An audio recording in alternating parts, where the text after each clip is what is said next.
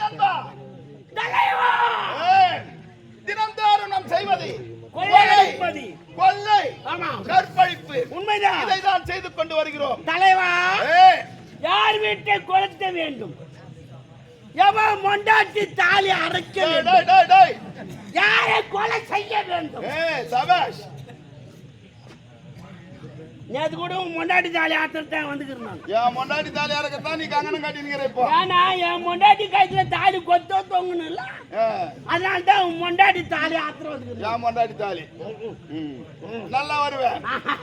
நான் எங்கிருந்து வளர போறேன், இனிமே எங்கிருந்து வர போறேன். இல்ல இல்ல அதே குள்ளமா தான் இருக்கு போறேன். இல்ல வளருவேன் வளருவேன். பரவாயில்ல, மேல கம்பி ஏட்டினா பரவாயில்ல. பஸ்ல அதுவும் தெரிகிறது பார்த்தாயா அம்மன் ஆலயம். ஆமா, அந்த அம்மன் ஆலயத்தில் விலை மதிக்க முடியாத ஐம்பன் சிலைகள் இருக்கிறது. சிலைகள் இருக்கிறது. அதை களவாடி வர வேண்டும். சரி, புறப்படு போகலாம். என்னுடன் வா. புறப்படு போகலாம்.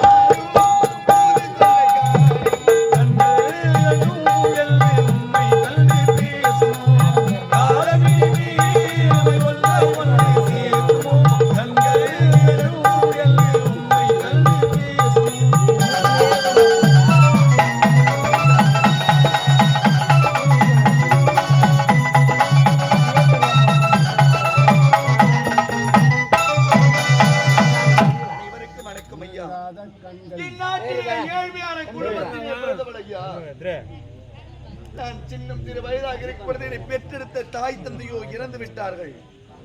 இந்நாட்டிலே நான் அனாதையாக வாழ்ந்து கொண்டு வந்தேன். வாழ்ந்திருக்கிற நேரத்தில் அழகாக இருந்தாரே என்று ஒருவரை காதலித்தேன். காதலித்ததால் காலப்போக்கில் நான் கருவுற்று விட்டேன். கழுத்திலே தாலி கட்டி மனைவியாக ஏற்றுக்கொள்ளுங்கள் என்று கேட்கின்றேன். காலம் முழுவதும் காதலியாகத்தான் வாழ முடியும். மனைவியாக வாழக்கூடிய தகுதி உனக்கு கிடையாது. கருவை கலைத்துவிடு என்று சொல்லுகின்றார். எப்படி என் கருவை நான் கலைப்பேன்? கருவை கலைக்கவில்லை என்றால் உன்னை நான் கொன்று விடுவேன் என்று சொல்லி என்னை பின்தொடர்ந்தே ஓடி ஓடி வருகின்றாரே அம்மா.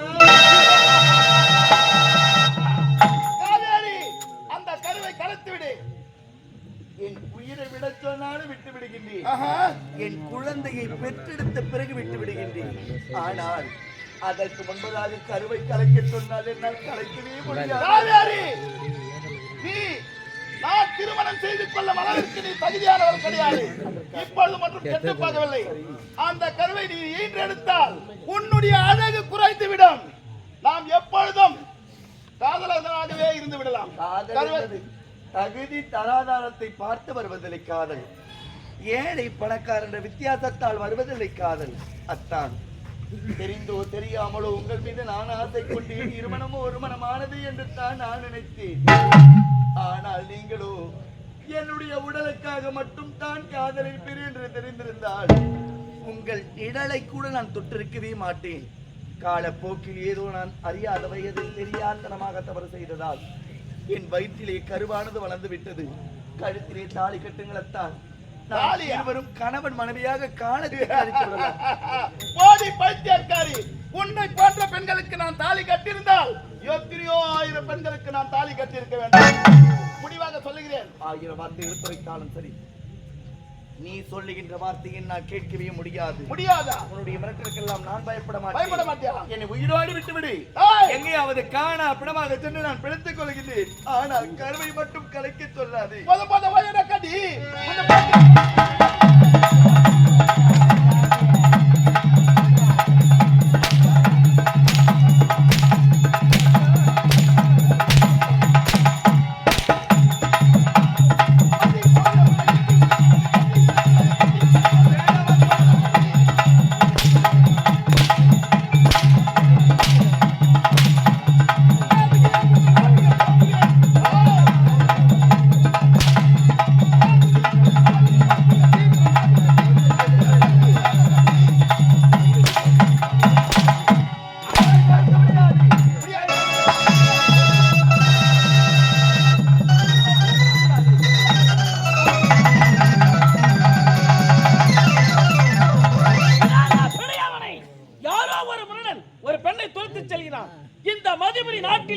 அந்த வீர மாகாளியம்மன் ஆலயத்திலே பூஜை செய்யக்கூடிய கோயில் பூசாரி எனது பெயர் அறிமுகம்.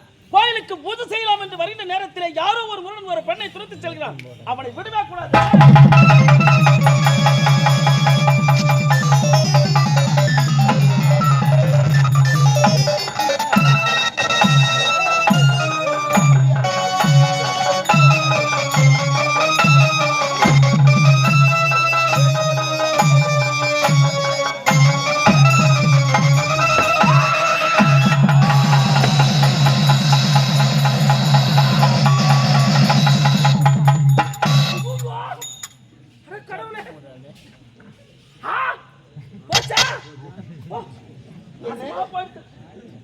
என் காதலர் இறந்து விட்டாரா?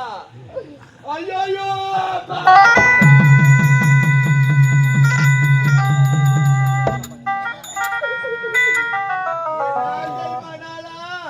என் நட்பு காதலா, உன்னை விட்டு இந்த உலகத்தில் நான் எப்படி எத்தால் உயிர் வாழ முடியும்? ஐயோ அம்மா!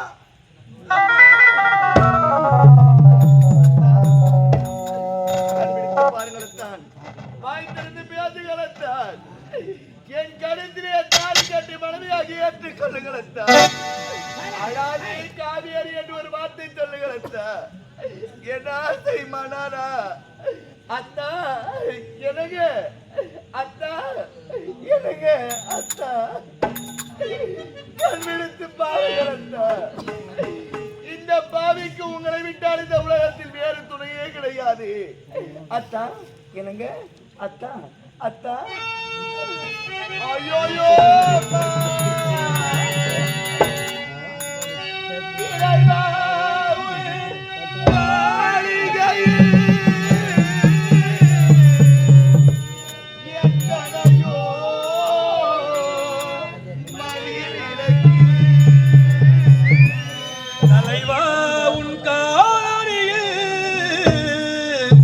நம்பிக்கையில் ஒளி விளக்கு, நம்பிக்கையில் ஒரு